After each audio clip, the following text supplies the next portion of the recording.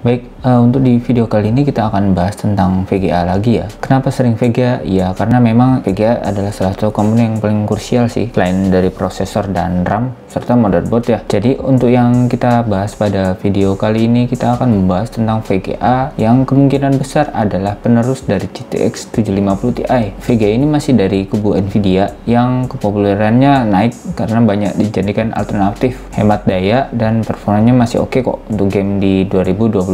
Jadi VGA-nya adalah GTX 1050 Ti. VGA ini diluncurkan pada tahun 2016, jadi sekitar 7 tahun yang lalu ya, untuk di 2022, dan ditujukan untuk gamer berbudget mepet yang pengen performa GTX. Ketika VGA ini diluncurkan, emang berada di antara GTX 1050 dan GTX 1060. Tapi bedanya dengan GTX 1050 adalah VRAM-nya udah 4 GB, sedangkan untuk yang GTX 1050 yang masih 2 GB. Dulu barunya bisa dapat 2 jutaan sih.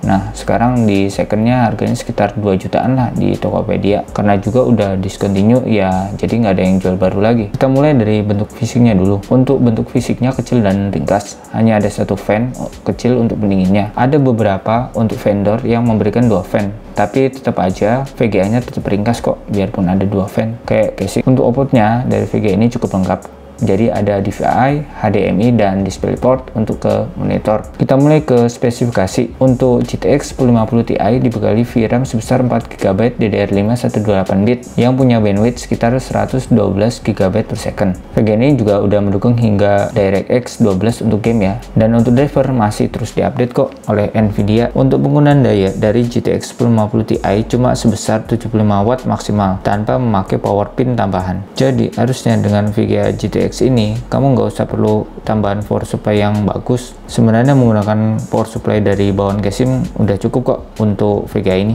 Nah, game apa aja sih sebenarnya yang masih playable untuk dimainkan di GTX 1050 Ti ini? Ini ya listnya.